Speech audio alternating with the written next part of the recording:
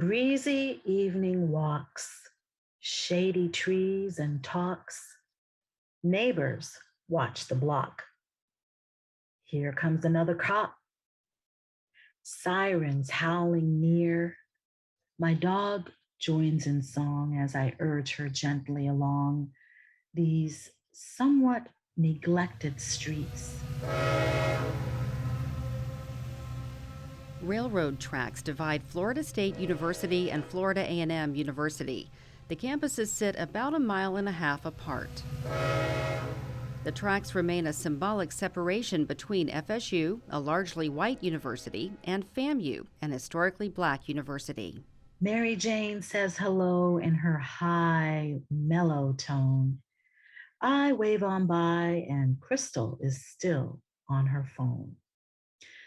Summer on the Southside is quite a different tone than that of pretty gardens found in Northeast homes. Poet and author Cynthia Rose noted the differences across the tracks in her poem, Summer in My Capital City.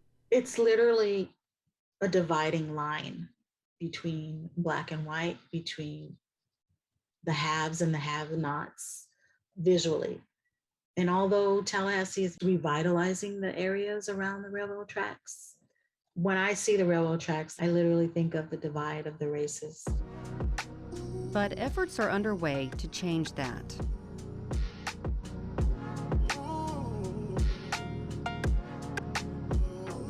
Grew up in a small town in our own world. Had a thing for this shawty, wish I knew her. But I only sit online on computer. I'm talking so bad, won't text her, I'ma call first. Grew up in a small town. This story is about how Tallahassee's Southside is working to reinvent itself while trying to preserve its history, make room for newcomers, and keep its sense of community. Grew up in a small town, used to stay off Wanish Way. Worked in the mall, the food court at Chick-fil-A. Even called out my name as you handed me my tray. I looked you in your eyes and still had nothing to say. I'm your host, Gina Jordan, and this is the podcast Not So Black and White, a community's divided history from WFSU Public Media. To the long list of regrets in my life, not to make matters worse. You a mother and a bride. Ask me if I'm okay. I just lie and say I'm fine. South of the railroad tracks that run through downtown Tallahassee is the predominantly black area known as South City, or more broadly as the South Side. We interviewed 21 elders from the community, Southside communities. And one from Appalachie Ridge in particular stood out when he talked about the wall of Appalachie Ridge. It was a physical barrier that said, don't come in, to the folks on the other side. So Appalachie Ridge was the white community, South City was the black community. It did not provide an inviting environment. Rachel Bassan Porter helps organize the annual Soul of Southside Arts and Humanities Festival. Appalachie Ridge is directly across the street from the Orange Avenue apartments, the ones that are being demolished and rebuilt. Historically, that complex was for low-income, mostly black residents. When it's rebuilt, it'll be designated as mixed income, and not everyone who was forced to leave will be able to go back. Porter spoke with us underneath the Cascades Park Bridge at one of the Southside Festival events in May. On this side of the tracks where we're standing right now at Lake Anita was the black side of town. Over in downtown and up in the north side, that was the white side of town. So the train tracks were an artificial barrier, a physical barrier, I should say, that separated black from white and white from black. Porter says the festival is designed to celebrate the community and share its stories. Leave your preconceived notions at the door completely. We're at the crossroads, right? This liminal space is neutral ground. Come out, meet with your neighbors. If you live in the north and you have never met a friend from the south side, come visit. Poet Cynthia Rose is biracial, and she's lived on both sides of the tracks. One of the first things I noticed was availability of food, places to shop for groceries. When Rose moved to Tallahassee in 2008, she lived on the northeast side near Killarn Estates. Over the next 8 years, she moved away, then back, got a divorce, and lost her home. So in 2016, Rose moved to the Southside where she could afford the rent and walk to her job at FAMU. And I was like, what? There's no Publix. And they had opened a huge one on the northeast side of town that even had a culinary school on the second level. And I went to the grand opening and I was like, oh, this is 5 minutes from my townhome. Great. Then I moved to the south side and there's not a Publix in sight. So that was the first thing I noticed was, wow, there's disparity here. The second thing I noticed was response time by the police when you call them. So I experienced that disparity as well. As in a fast response to teenagers breaking into cars in Killarn compared to multiple calls and delays when a friend had thousands of dollars worth of camera equipment stolen from his car in her neighborhood. Across the tracks. Yeah, when I moved to Tallahassee, I thought, oh, I'm going to be in the capital city. It will be progressive. And then I got to Tallahassee and I was like, wow, this is like the deep South. I could feel the tension between Black and white, racial divide. I could feel the tension. It wasn't that anyone was overtly racist, but you feel it and you see it and how people look at you or look at your child or how people act around each other. And then you see it with the services that are provided on one side of the tracks versus the other side of the tracks. And then, FSU, although it's multicultural, it is predominantly white, and FAMU is historically Black, and you have them on opposite sides of the tracks. It's like, whoa. So yeah, it's a visual representation of history. Yet, when I hear the brass horns play, I know that this is my kind of day.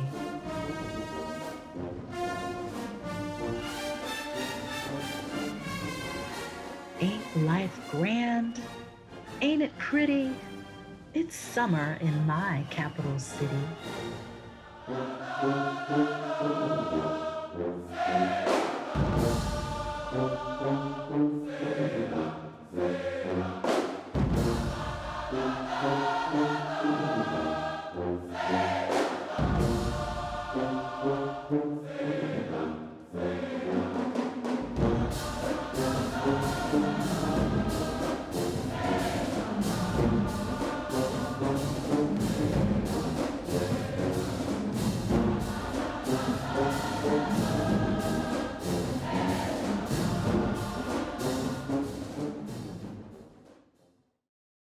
The wrong side of the tracks. That phrase or idiom has been used to denote that danger or something, uncommon is on the other side of the tracks, right? You hear people use it a lot. And so I think that those kind of terms are divisive, and so we shouldn't use them.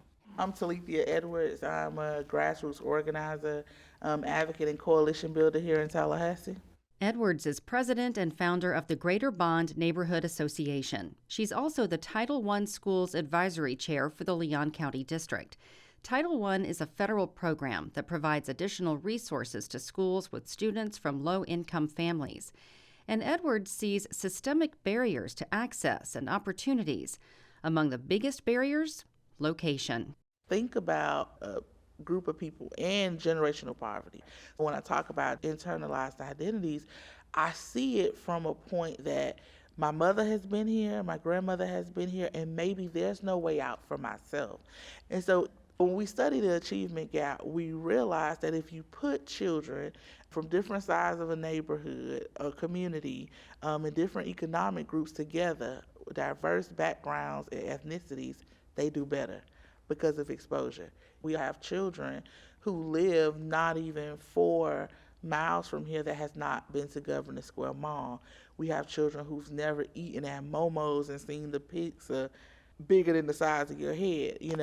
When you think about a child who stays in a 1 mile radius, they go to school there, their parents live there, they go to church there, they don't have access to transportation, these things become limiting. The mindsets are limiting, and it gets hard to actually imagine and think outside of the box.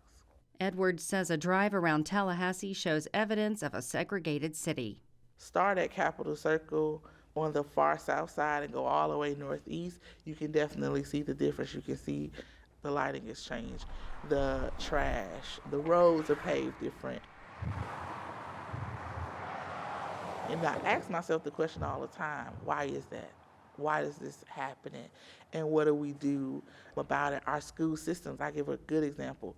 2 gifted children, both tested gifted in 2 different sides of town. Their gifted programs are different. So at Gilchrist, they have gifted pullouts. We have math, we have English, we have enrichment. At Bond Elementary, they have 1 hour once a week gifted. Somebody somewhere has not made a conscious decision to look at what is equitable across this district and across this community and make things equitable. So we have this literal dividing line of railroad tracks Right. between FSU and FAMU. Does Right. that hold some symbolism for you? Lots of symbolism. And the unspoken story, even now, when we're talking about what divides us is ourselves. How do we understand the trauma and the pain and the things that are holding African American people back? And how do we understand what privilege gives us access to?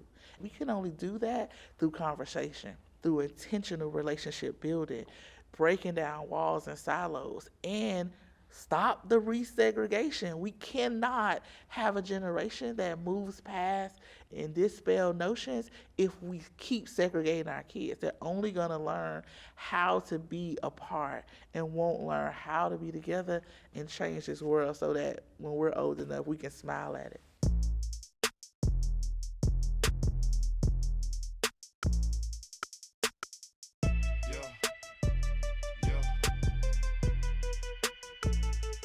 Yeah, if I fall down, I'm jumping back up. Lose it all, I'ma run it back up. I do this for real, this here ain't no luck.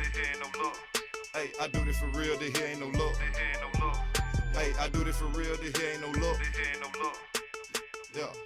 What do you think when you hear the term wrong side of the tracks? To me, it means that it was the way the majority community had cast aspersions on certain parts of the city in order to keep a class of citizens at the lower level. We were deprived of resources that the other side of town had. Dr. Henry Lewis, now retired, grew up on the South Side. He was president of the historically black Florida Memorial University in 2012. Before that, Lewis was a beloved dean of FAMU's College of Pharmacy and served as the university's interim president. His influence led FAMU to open a pharmacy for medically deprived patients at the Bond Community Clinic. In 1986, he made history by becoming the first black commissioner elected to the Leon County Commission. He spoke with us at an event along FAMU Way earlier this year. Tallahassee is no exception, that if you go to the southern part of virtually any major city, that's where the congregation of African Americans and other minorities are always settled. And those parts of the city were the parts that were usually redlined. As you know, redlining was a condition that the FHA put on banks to say, don't make loans in these particular areas, which kept the property values down, and it kept the resources down because property values and resources go hand in hand. The school board, the city, and the county provides resources in proportion to the property values where they get their taxes from. So as a result, those areas begin to degrade because of the lack of resources. Property values vary in Tallahassee depending on where you live. A house in a more affluent area with coveted schools can cost tens of thousands of dollars more than an identical house with a bigger yard elsewhere, as a realtor told Lynn Hatter in the spring of 2015. And remember, these prices are from 7 years ago. We're we're going to go to two neighborhoods in this area. One is called Camelot Park, which is right behind us here. I love this neighborhood. It's very similar. Tallahassee realtor Christy Oros knows the city, and during a recent ride-along, she points out two houses. The first is located next to the city's main park. It's across the street from a relatively decent high school, and it's about 10 minutes from the center of state government. The yards are large and immaculate. It even backs up to a lake. It was built by Turner Heritage Homes, and it was a particular type of floor plan. It sold for $283,500 after being on the market for a month and a half. Now, after a 40-minute drive, we're across town near the Georgia-Florida line. It's a bit of a trek. This is Ox Bottom, an affluent neighborhood growing in popularity where homes range from $300,000 to above $1 million. We drive up to the exact same house with a very tiny backyard. It's priced at $360,000. The difference? School zone. Why is this one $70,000 more than the same floor plan with a clearly superior yard and location in terms of park vicinity?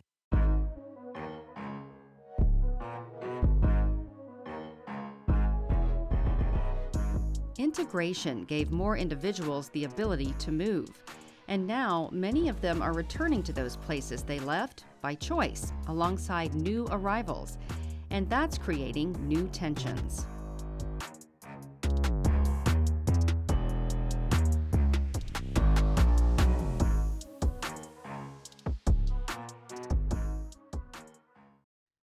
I think that the 21st century era is so beautiful in the sense that we are no longer stigmatizing the old silo, black, white, male, woman, right? We're looking at it from a rainbow type concept, or not even a rainbow, more of a salad bowl rather than a soup bowl. Dr. Reginald Ellis is Associate Professor of History and an Assistant Dean at Florida A&M University.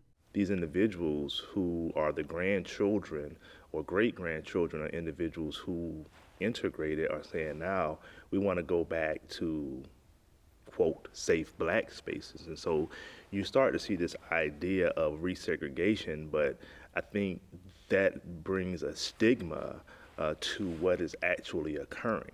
Ellis recalls how railroad tracks used to denote a clear difference between the Southside and the rest of Tallahassee.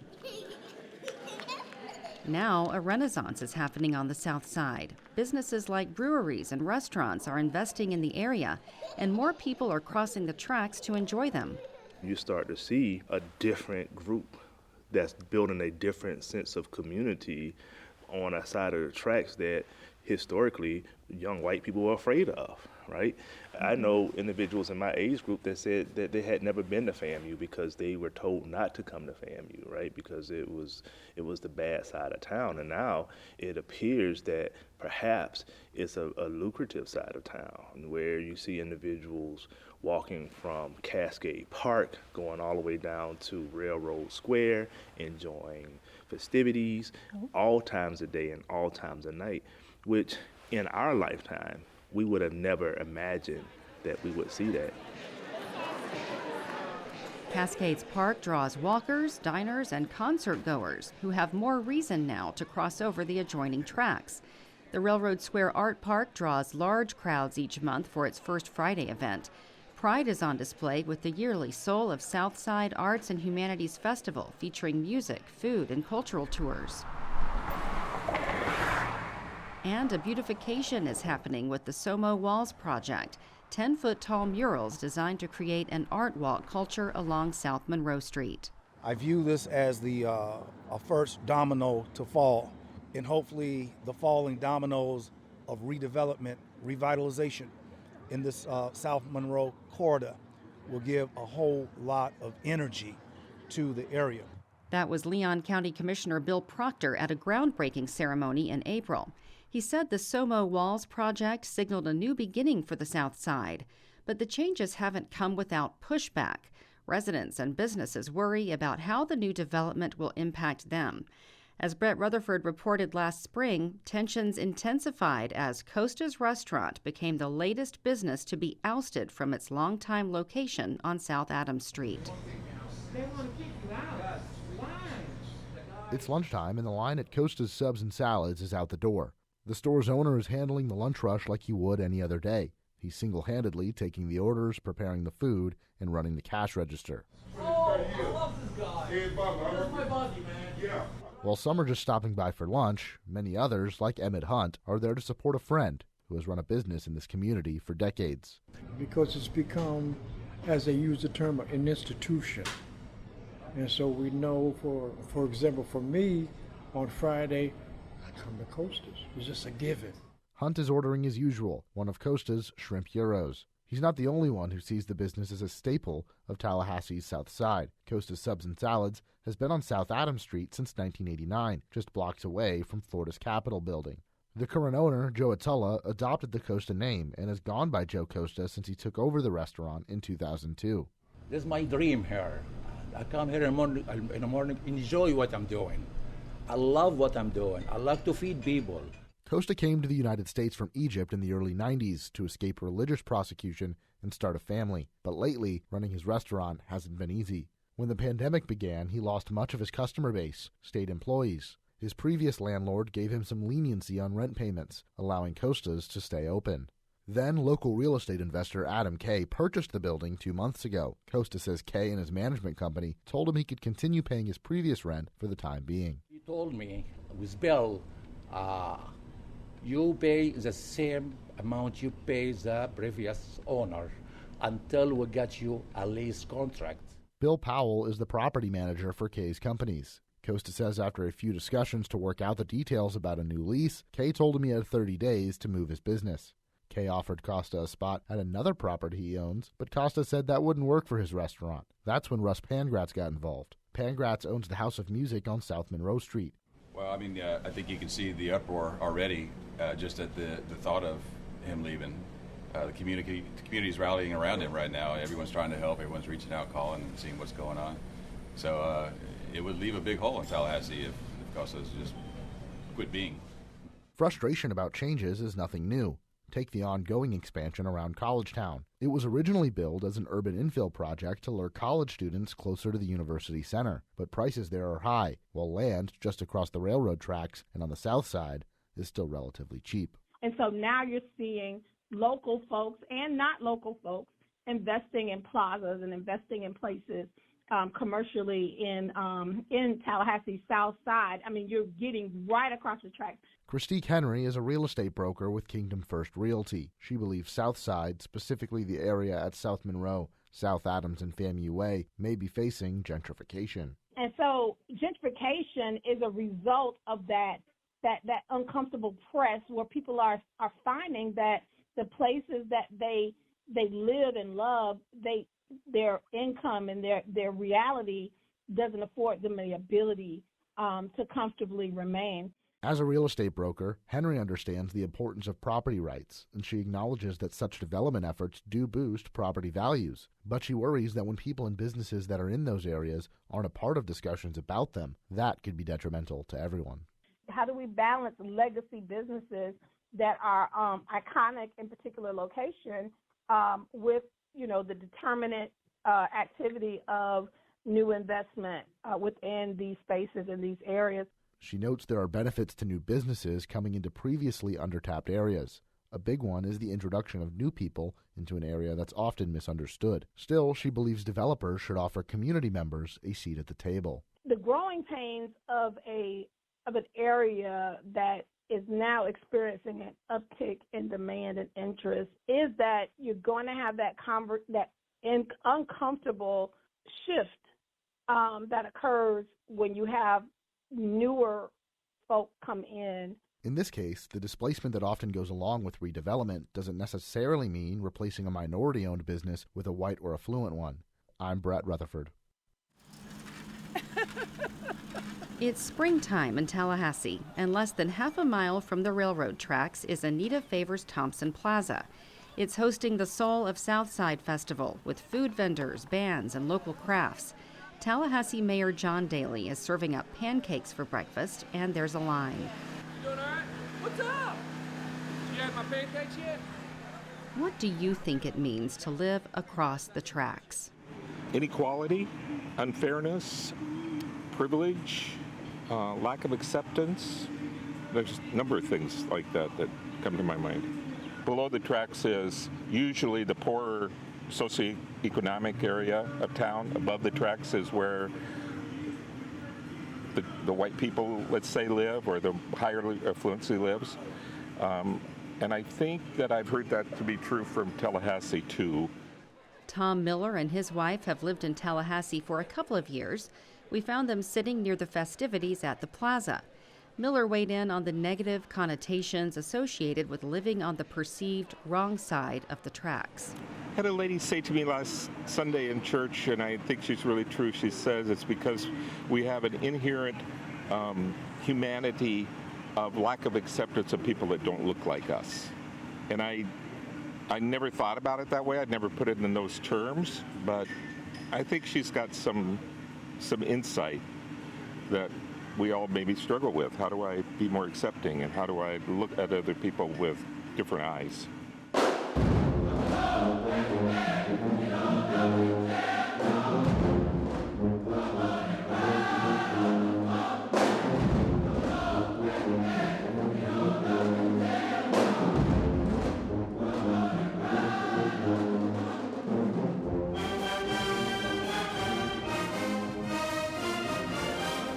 I live on the quote wrong side of the track, and I love it. This is my neighborhood. You know, it's only called wrong because people recognize that the wrong that's been done to it. Southside resident Christique Henry wears a lot of hats, including real estate business owner and community advocate. She's also an organizer of the Soul of Southside Festival. We spoke at Anita Favors Thompson Plaza along FAMU Way. There's a positive story there because despite the wrong that is done in the past, folks over here have found a way. They have found a way to care for one another. They found a way to make a way for children to get to FAMU and to graduate with degrees so that the next generation can experience that higher level of attainment that comes with educational attainment. They've made a way to be able to buy and afford homes over here. We haven't told the story of this side of town. That's the purpose of the festival, to help dispel preconceived notions, break stereotypes, and commemorate Tallahassee's historically segregated communities. Really at the soul of it is reconnecting people here with the value of here. It's making them remember Grandma and what she did. It's making them remember these churches and these organizations and what they have been for this community, to just stir up those old wells and to start to reinvigorate people in terms of their mindset of the value of Tallahassee Southside. And the thing that really, really gives me a great deal of joy is when other folks from the other side of the tracks come over here and they hear the story, they hear the narratives, they hear the love, and they change their mind. Is there any one thing that got you so passionate about this? So I came to Tallahassee as a student at FSU, and again was told not to go across the tracks. And my sister died, and I fell into a depression, and I ended up leaving FSU. And when I came back, I found myself in AmeriCorps over at Bond Elementary School. When I went to Bond, and I went to Smith Williams Service Center, and I went to Walker Ford Community Center, for the first time in my life, I experienced Tallahassee. And the folk who I worked with and my mentors in those spaces powerfully impacted my life, powerfully shaped my academic confidence and direction, and powerfully loved me and many others like me. And I fell in love with Tallahassee Southside, and it became my community. And that's where my passion is. Love received and love returned. It's the least I can do.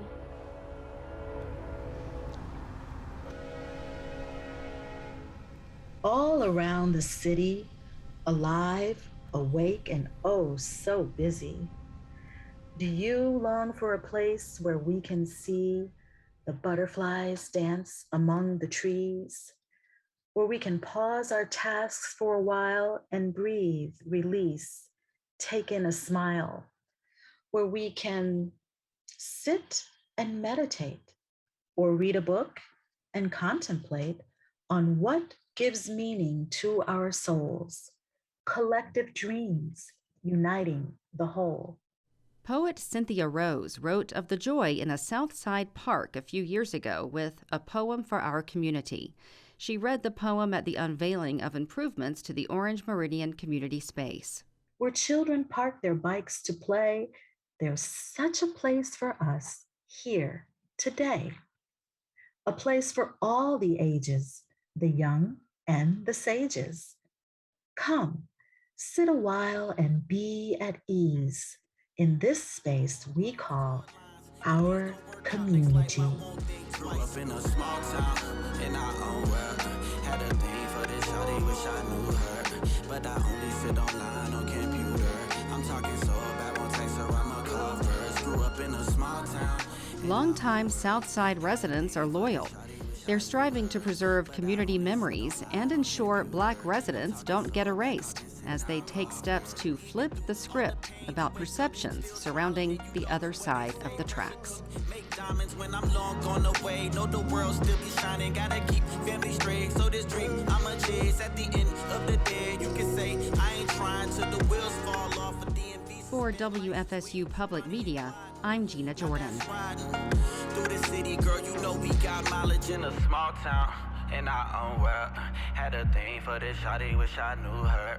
But I only sit online on computer. I'm talking so bad, won't text her, I'ma call first. Grew up in a small town, in our own world. Had a thing for this shawty, wish I knew her. But I only sit online on computer. I'm talking so bad, called in sick, now I'm off work.